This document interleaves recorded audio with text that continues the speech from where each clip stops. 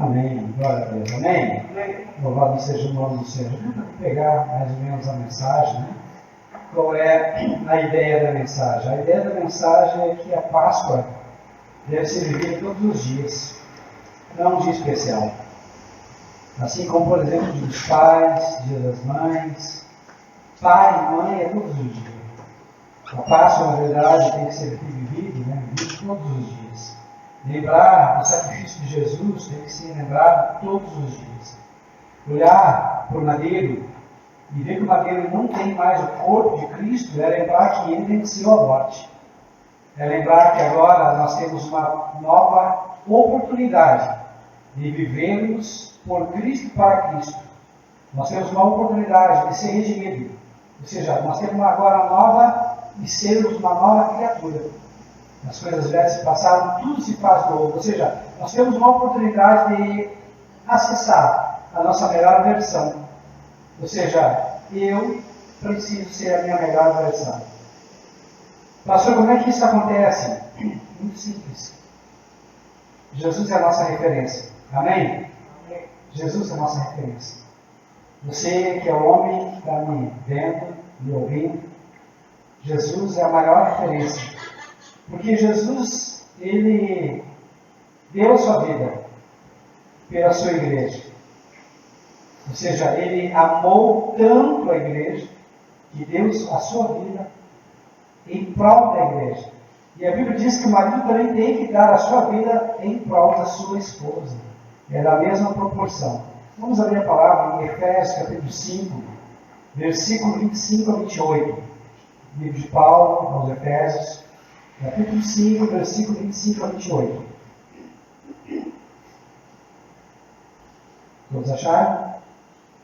Maridos, amem cada um a sua mulher, assim como Cristo amou a igreja e entregou-se por ela, para santificá-la, tendo-a purificado pelo lavar da água, mediante a palavra, e para apresentá-la a si mesmo como igreja gloriosa, sem mancha, nem ruga, ou coisa semelhante, mas santa e inculpável. Da mesma forma, os maridos devem amar cada um a sua mulher, como o seu próprio corpo. Quem ama a sua mulher, ama a si mesmo. Amém? Então, hoje nós vamos falar da Páscoa, mas vamos falar sobre o olhar do homem, do marido, amando a mulher, assim como Cristo amou a sua igreja e por ela se doou. Às vezes é difícil uma mulher, quando ela lê os versículos anteriores, que tem que se sujeitar, nós vamos falar isso no domingo que vem, e entender essa sujeição que parece que tem que estar por baixo do homem. Mas aqui a Bíblia fala que o homem tem que amar a sua mulher da mesma forma, no mesmo nível que Cristo amou a sua igreja e por ela morreu. Então, o modelo de marido é Cristo. Então, homens, o seu padrão não é ser machista, não é ser passivo, mas é ser parecido com Cristo. Você já imaginaram Cristo machista? Ele impor para a igreja a sua ideologia, a sua doutrina? Não. Ele ia falando. E a igreja via que ele tinha autoridade. Por isso que as pessoas seguiam ele. Ou seja, quando você admira alguém, você segue. Então é muito mais fácil seguir alguém quando é admirado do que sendo forçado. Então o exemplo máximo de homem que nós temos aqui nessa terra foi Jesus. Então se nós entendermos Jesus como uma referência masculina, entendermos que ele amou tanto a sua noiva, que é a igreja, que é eu, é você, e por ela, por nós, já morreu, fica mais fácil de entender qual o papel do marido, do homem na relação familiar. Amém? Então Jesus se doou, ele se entregou por completo. Aí que está a questão. Às vezes os homens na relação não se entregam. Nós precisamos nos entregar completamente, 100% para a nossa mulher. Totalmente para a nossa esposa. Por quê? Porque foi assim que Jesus se entregou. Jesus não pensou, agora estou cansado, não vou ir, não vou fazer o sermão. Não, ele ia. Ele levantava cedo, ele dormia tarde, ele pagava o preço para quê? Para estar com a sua noiva. Ele sabia que o tempo dele era pequeno nessa terra, o ministério dele era curto, mas ele tinha que dar o máximo. Então o que ele fez? Ele se entregou por completo. Relacionamento que dá certo. É um relacionamento onde o homem, principalmente o homem, se entrega por completo nesse relacionamento. Amor de verdade, então, não se mede em palavras, mas se mede em entregas diárias. Temos que fazer isso, ou seja, todo dia pensar como eu posso expressar meu amor para minha esposa. Como eu posso, na verdade, fazer com que ela se sinta amada, querida, cuidada, protegida de verdade. O homem, ele tem uma referência que é Jesus. Se nós procurarmos imitarmos a Jesus, pensar o que Jesus faria no meu lugar como homem, olhar para a palavra de Deus e ver o que Jesus fez pela sua esposa, no caso, sua noiva, que é a igreja, fica mais fácil de entender como agradar, e como cuidar, e como amar verdadeiramente a sua esposa. Então, Cristo cuidou e edificou a igreja. Ou seja, o marido, ele é o responsável para manter o cuidado e a segurança espiritual. Tem que ministrar a esposa. Como assim, pastor? Vai ter momentos que a coisa está feia. Vai ter momentos que a fé vai balançar. Vai ter momentos que a crise vai vir no casamento e a gente tem que ficar forte. Então, Deus espera que o marido lidere a casa. Deus espera que o marido seja o pastor, o sacerdote do seu lar. Deus espera que o marido seja aquele que vai prover segurança para a sua família e vai dizer, vai dar tudo certo. Deus é conosco. Eu e minha casa serviremos ao Senhor. Ou seja, Ele vai trazer uma palavra de conforto, uma palavra de consolo, uma palavra de fortaleza, de força e coragem. Por quê? Porque Ele é o sacerdote dentro do seu lar. Então, assim como Jesus ministrou a sua igreja, o marido ministra a sua esposa. Esse é o papel, é isso que Deus espera de um homem no seu lar. Que ele ministre na sua esposa, assim como Jesus ministrava com a sua igreja. Amém? Ele vai orar, ele vai ler a Bíblia, ele vai meditar, ele vai cultivar o momento junto, de qualidade, junto com a sua esposa e junto com Deus. Ele vai falar e compartilhar seus sonhos junto com a sua esposa e junto com Deus.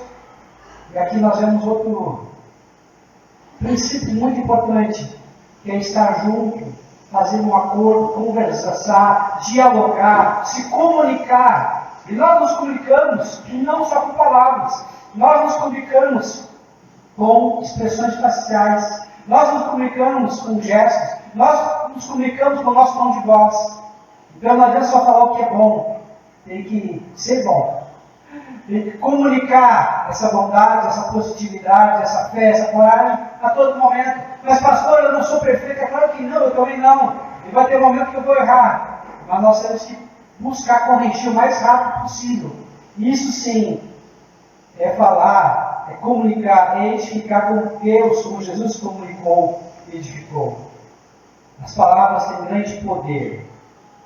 O que você fala para ela, para sua esposa, vai moldar a autoestima dela. Não diga que ela está gorda. Não diga e não olhe para a celulite. Mas olhe para aquilo que realmente faz sentido. E olhe para o interior. E coloque palavras de doçura, palavras que vão exaltar aquela mulher. Porque aquela mulher precisa ser reconhecida. E a autoestima dela tem que ser valorizada. Uma certa feita, um homem lá no Oriente Médio, muito rico, e esse homem, ele foi buscar uma esposa.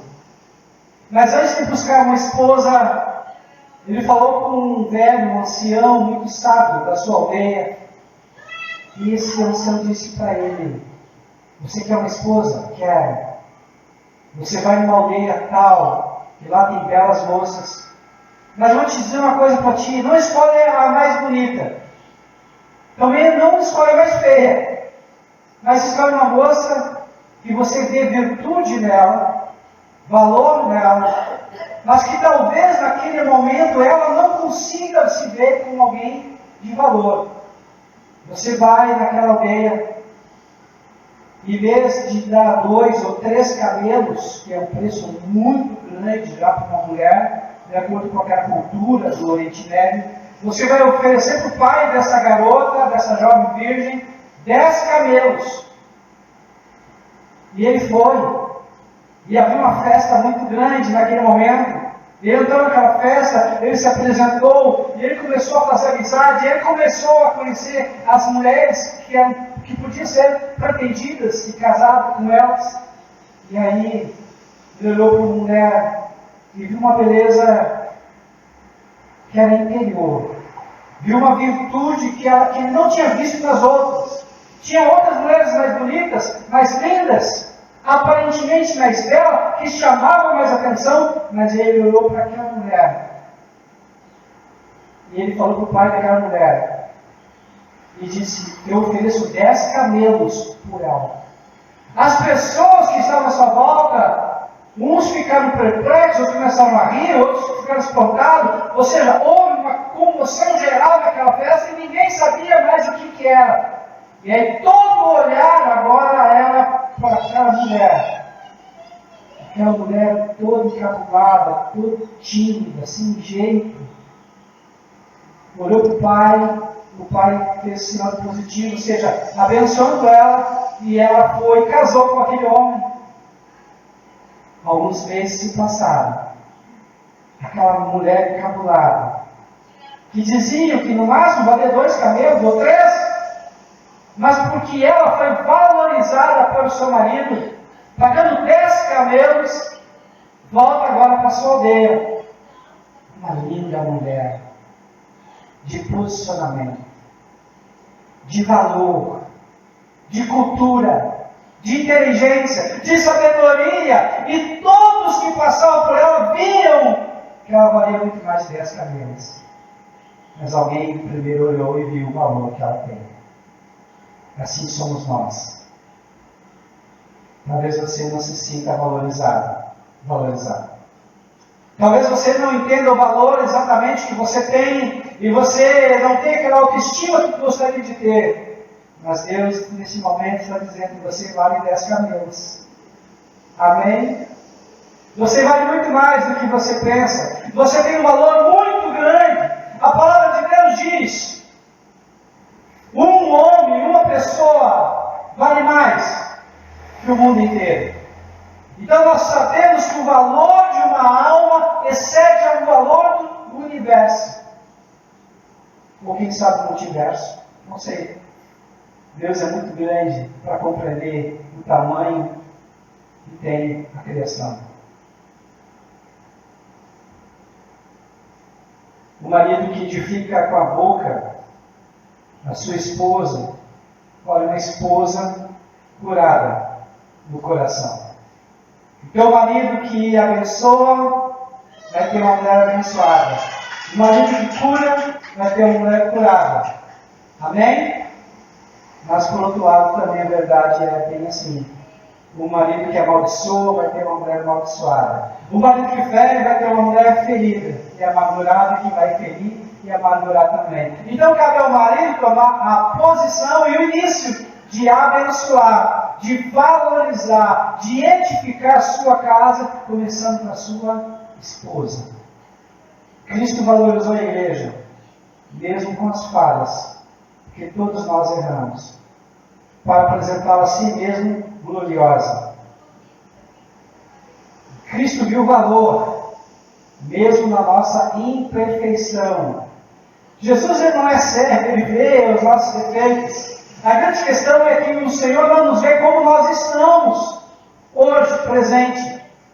O Senhor vê com os olhos da fé, como nós podemos nos tornar. E isso que é o mágico da coisa. A grande questão não é só nós esperarmos chegar lá no futuro e viver a bênção lá no futuro, e ser valorizado lá no futuro. A sacada, o X da questão é trazer o futuro para cá. Ai, pastor, mas eu não vou conseguir ser aquela pessoa, aquela mulher, aquele homem que eu gostaria de ser. Claro que não, ainda não. Tem um processo, tem um caminho, tem um preço a pagar. Mas você vai começar a trabalhar e a viver, a se comportar, a falar como aquela pessoa do futuro. Ou seja, você está no presente, fingindo, pastor, fingindo, vou repetir de novo, fingindo ser, até ser. Eu tenho que falar a verdade. De início você não vai ser. De início, Cláudio, você vai ter que fingir ser.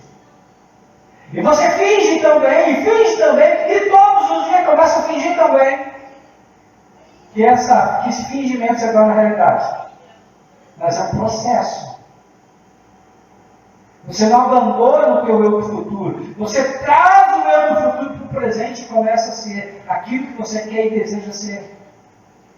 Quem é o teu referencial? Quem é a tua melhor versão do futuro que você quer ser? Como as pessoas veem essa pessoa, essa versão? Como você se enxerga olhando para essa versão? Dá orgulho? Ou vergonha? Tem que ser orgulho. Você tem que se orgulhar da nova mulher que você vai ser. Você tem que se orgulhar desse novo homem que você vai ser. Mas isso tem que ser conquistado, é um processo. Você sabe que tem uma meta, você sabe onde você quer chegar, e você sabe onde que você está, e como você está, e quem você é hoje. A grande questão que entre quem você é e o que você deseja se tornar, há um caminho, há um processo. Há um preço a ser pago, mas vale a pena. Porque aquela pessoa que é com a melhor versão, é a versão que teus filhos vão ter prazer. É a versão que teus pais vão se orgulhar. É a versão que teu cônjuge vai querer estar contigo. É a versão que os teus amigos vão estar junto contigo. É a versão onde você vai liderar pelo exemplo. Isso é poderoso. Mas a grande questão é, você quer pagar o preço? Ou você quer continuar na mesmice? Você quer pagar um preço de ser uma versão, ou vai ficar saindo pela tangente, fazendo desculpa, se justificando, para não ser o que Deus sabe que você pode ser. A gente esquecendo que você também sabe que pode ser. Talvez você não queira pagar o preço para ser. Mas você pode e deve. Você merece. Meus filhos merecerão isso. Meus pais merecerão isso. Meus amigos vão merecer. Teu esposo também vão merecer. Por isso, elogie, incentive, abrace. Seja um canal de cura e não de cobrança. Seja um canal de bênção e não de maldição. Seja um canal de fé e não de crítica. Amém? A responsabilidade de ser um homem de verdade. Ser marido é assumir o chamado de proteger, sustentar e amar como Cristo amou. Por isso, você precisa ser presente, de corpo e alma. 1 Pedro 3,7 diz: vós maridos, coabitai com elas com entendimento. Então não basta somente estar em casa. Tem que estar em casa, mas com atenção plena. Tem que estar em casa olhando nos olhos. Tem que estar em casa e ouvindo com atenção. Tem que estar em casa e conectado com a pessoa amada. No caso, com a esposa amada. Amém? Desliga o celular. Não fique com os aplicativos das redes sociais. Deixe de lado. Dê atenção completa para o teu esposo, para a tua esposa. Isso vale para a mulher também, mas agora está falando para os homens. Deixe de lado as conversas fiadas. Não é tempo de quantidade, é tempo de qualidade. Essa é uma expressão de amor, tempo de qualidade. Tem pessoas que amam e se sentem amadas quando tem tempo de qualidade. Não é ficar 2, 3 horas junto, olhando no olho do outro. Não é isso. Mas é ficar junto, tomando chimarrão, conversando, discutindo a relação e se importando verdadeiramente, genuinamente com a tua esposa. Isso é um marido de verdade. Amém? Então, a atenção plena gera conexão real. Quando você se conecta com a tua esposa, ela se sente importante, porque você está dando ouvidos a ela. Então, o maior presente que o marido pode dar é a sua presença de verdade. Tem uma linguagem do amor que é presente. Mas o maior presente para a esposa é ter o seu marido presente 100% para ela. Saber que pode contar totalmente com ela, com ele, naquele momento. O homem de verdade, ele protege e não controla. Amém? Ele deve amar a sua mulher como ao seu próprio corpo. Então, proteger não é dominar. Proteger é acolher, cuidar e respeitar.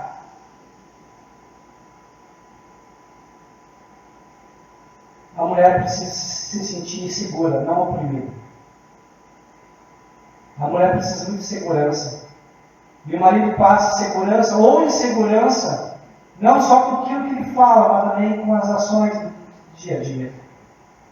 Quando o marido valoriza a mulher, quando o marido está junto com a mulher, quando o marido acolhe a mulher, quando o marido ouve pacientemente a mulher, ela se sente protegida e cuidada.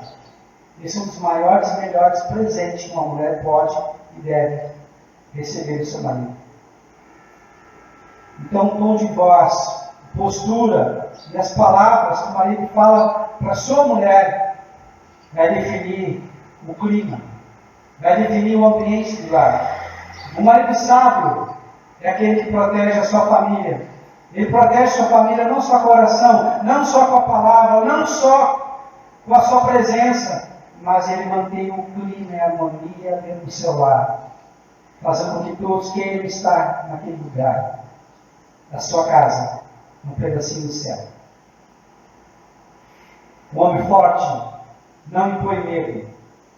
O homem forte inspira confiança. Vou repetir. O homem forte não impõe medo. O homem forte inspira confiança. E se tem algo que é fundamental para qualquer tipo de relacionamento, é confiança. Ninguém se aproxima, ninguém se mantém num relacionamento se não tem confiança. Então, o homem forte, ele vai inspirar confiança, porque ele é leal, ele é fiel, ele se doa, ele se entrega, ele ama, ele cuida, ele protege, assim como Jesus fez com a sua igreja. Um homem maduro, ele é intencional todos os dias. Quem é fiel no pouco, sobre muito te colocarei.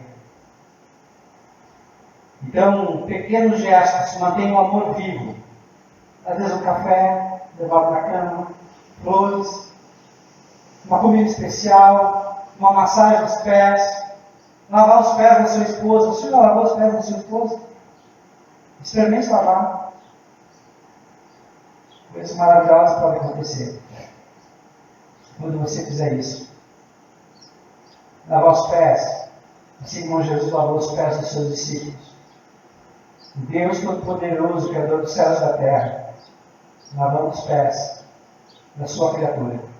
O homem, Deus colocou como líder da sua casa, servindo a sua mulher, lavando os pés. Há um legado. O marido define a memória afetiva da família. O marido deixa marcas no coração da esposa, dos filhos e na sua história. Não para pensar, homem, quando você envelhecer, depois vem os netos, bisnetos e assim por diante. E eles lembraram de um homem de fé, um homem de Deus, um homem de sabedoria ímpar, um homem que tinha conexão com o céu, que Deus trazia revelação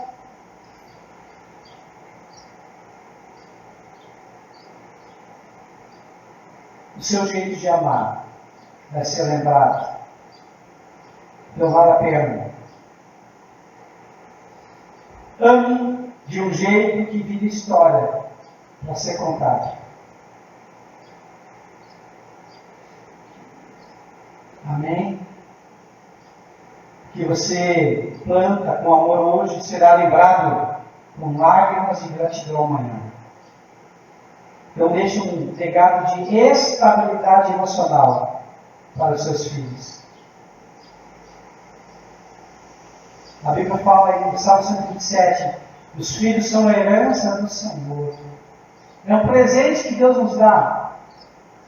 Mas também esse presente tem um custo alto e a gente precisa aprender a treinar nossos filhos.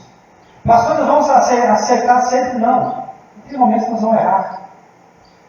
Mas nós nunca podemos deixá-los, abandoná-los. Eles podem estar longe da nossa casa, mas jamais longe das nossas orações. Longe do cuidado do Pai Celestial. Salmo 128 diz: tua mulher será como videira frutífera. Ou seja, quando a esposa é amada e bem amada, os filhos florescem. Quando o marido é saudável, a família é equilibrada. E vou repetir: o equilíbrio, a paz na família depende muito da saúde espiritual e emocional do marido. O homem emocionalmente equilibrado, espiritualmente equilibrado, traz paz e segurança e um ambiente maravilhoso para a sua casa. O ambiente emocional da casa molda o cérebro das crianças.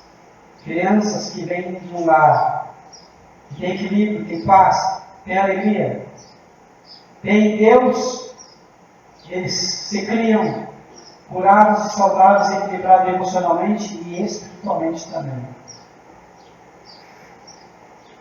Um lar firme, então, começa com o marido emocionalmente inteiro, com as suas emoções bem regradas.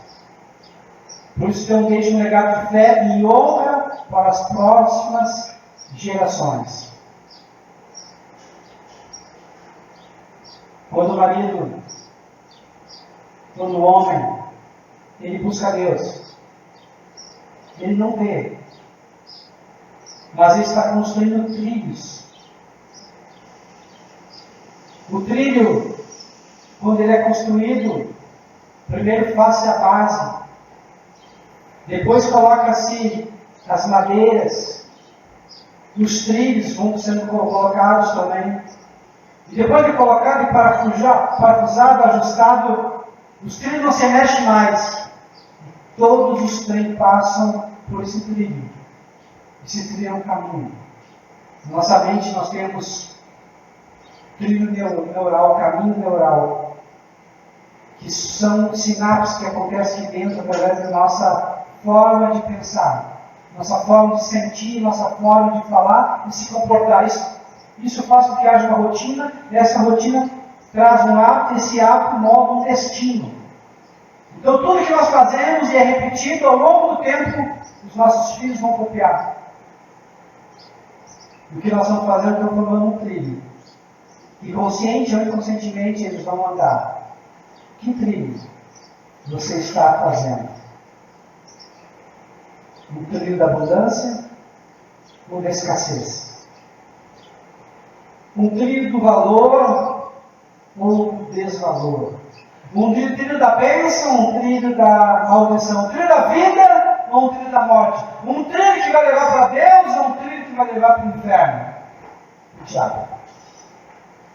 Nós estamos sempre plantando e sempre construindo um trilho. E esse trilho, as gerações que vão nos suceder vão trilhar também. Por isso que nós temos que pensar muito bem antes de falar, antes de expressar, antes de se comunicar. Porque tudo que nós fazemos vai ser repetido pelos nossos filhos. Tanto para o lado positivo, quanto para o lado negativo. Nós vamos ser um instrumento que eles vão tocar e os trilhos que eles vão seguir. A fé do marido é o mapa da família, rumo ao céu. Amém?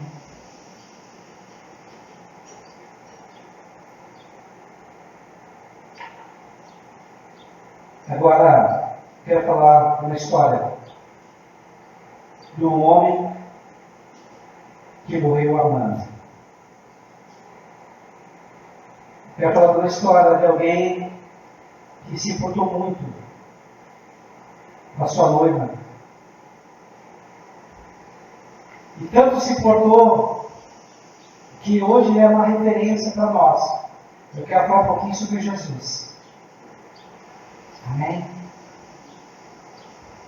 Então lá na cruz não estava apenas um homem crucificado. Estava um modelo a ser seguido. O perfeito marido, o perfeito amigo e o perfeito salvador. Eu quero falar para vocês hoje, e vai ficar gravado, a história de alguém que amou tanto, mas amou tanto, que não desistiu da sua noiva, que o traiu, que o rejeitou, que o feriu e o ignorou. Ele olhou tanto para aquela noiva e decidiu ir até o fim, mesmo ela o traindo, mesmo ela o negando. E ele olhou com tanto amor para essa noiva e disse: Pai, perdoa. Ela não sabe o que faz. Ele disse: hoje mesmo vai estar comigo no paraíso. E ele disse: está consumado. Jesus não olhou para um homem, Jesus olhou para o mundo inteiro. E pela sua igreja ele morreu. Ele viu algo que nós não conseguimos ver. Ele sentiu algo que nós não conseguimos sentir. A questão é: o que nós vamos fazer com esse ato? Porque assim como Jesus morreu, ele também ressuscitou. Ele venceu a morte. Ele foi até para o inferno, o mundo dos mortos, e lá ele tomou da mão do diabo a chave do inferno e a chave da morte. Agora a morte não tem mais domínio. Jesus está agora à direita do Deus Pai Todo-Poderoso. E lá a Bíblia diz que um dia vai vir para julgar os vivos e os mortos. A palavra de Deus diz que todo joelho se dobrará e toda língua confessará que Jesus é o Senhor. E ele virá não mais como um cordeiro abatido e morto, mas ele virá como um leão da tribo de Judá. Os seus cabelos serão como cabelos de fogo, os seus olhos como chama de fogo. Ele virá com um manto branco, tingido, aspergido de sangue. Na sua coxa direita estará um nome: Senhor do Senhor, Rei dos Reis e Senhor do Senhor. Da sua boca sairá como uma espada que lutará e matará os seus inimigos. Todo aquele que olhar para ele sem temor morrerá. Estão entendendo? Esse é o homem que amou, respeitou e morreu, mas agora está vivo. Todo homem que tivesse atitude semelhante ao nosso Senhor Jesus Cristo, assim também receberá um galardão. Vale a pena, porque nós não estamos servindo a homens, estamos servindo a Deus. E tudo que a gente faz para Deus tem que ser feito com excelência. Tudo que a gente faz para Deus tem que ser feito da melhor forma possível. Isso eu quero dizer para você hoje: vale a pena amar, vale a pena sofrer, vale a pena você pagar um preço, porque você está pagando um preço em obediência à palavra de Deus. Amém? Fique em pé nesse momento.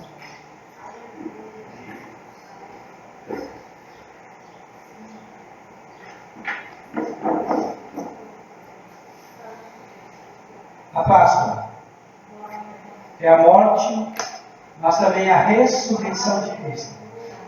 A Páscoa comemora a vitória de Jesus lá na cruz, sobre o inferno e sobre a morte. A Páscoa também representa que um dia também nós vamos morrer, mas também iremos ressuscitar. A Páscoa representa uma libertação, onde o Senhor quer nos libertar do nosso ego, do nosso egoísmo, do nosso orgulho, da nossa vaidade. A Páscoa ela é libertação do nosso velho eu, corrompido, que gritava, que ficava enraivecido, que traía, que mentia, e assim por diante, pontinhos e pontinhos mais.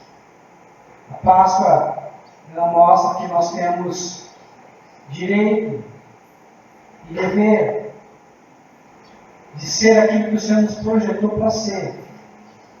A Páscoa representa hoje você buscar e acessar a tua melhor versão, sim. Como Deus te vê para o futuro, sim. E é por isso que Deus te ama. Deus te ama hoje. Deus te ama amanhã. Deus te ama sempre. Feche teus olhos agora. Senhor amado, nós te louvamos, te bendizemos. Reconhecemos, ó Pai amado, o teu senhorio sobre as nossas vidas. E agora te pedimos, ó Pai, que o Senhor, o teu Espírito Santo, complete a obra em nossas vidas.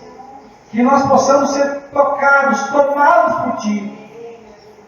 E que o Senhor possa acessar em nós aquilo que nós temos de melhor, aquilo que vai te alegrar o teu coração, e aquilo que vai nos levar para um novo nível de excelência, de resultados, de pessoas realmente comprometidas contigo. E hoje, principalmente hoje, ó Pai, eu oro em relação aos homens, que seja um marido, um homem semelhante a Jesus, que molde, que tenha como referência, que imite o Salvador, para que assim, ó Pai amado, nós tenhamos homens santos, homens que amam, homens que respeitem, homens que protegem, homens que levantam sua mulher, homens que realmente sejam homens de Deus. Abençoa-nos agora, Pai, pelo poder do nome de Jesus, e no nome de Jesus. Amém. Amém. Amém. Pode sentar um momentinho, vou fazer alguns avisos. Queridos, quinta-feira nós vamos recomeçar nosso culto. Então, nós vamos trocar o culto de terça para quinta. Tá? E quinta-feira vai ser um culto onde nós vamos estar orando mais, buscando mais a Deus. E também nós vamos estar estudando mais a palavra de Deus. Então vai ser um culto diferenciado, um culto abençoado. E você vai poder vir e aproveitar, tirar dúvidas. Esse é um momento assim, pastor, tem tal dúvida sobre tal coisa. Vamos conversar. Vai ser um culto mais informal, onde você vai poder participar mais, trocar ideias, e você vai poder aprender mais a palavra de Deus. Amém? Algum outro aviso? Não? Então tá. Vamos ficar em pé, queridos. Aleluia. Louvado seja o nome do Senhor. A tua amiga, primeira vez que vem? Não, é? Então tá. Muito bem. Levanta a mão para cá, queridos. Senhor amado, nós apresentamos a Ti, ó Pai, esse livro de oração, e aqui está pedidos que só o Senhor, que é Deus, pode realizar. Por isso te pedimos agora, Pai, que o Senhor envie os Teus anjos, anjos poderosos, para abrir portas que precisam ser abertas, fechar portas que precisam ser fechadas. Glorifica o Teu nome, ó Pai, com pedidos que estiverem em conformidade com a Tua palavra, para que sejam concretizados, realizados em nome de Jesus. Amém e amém.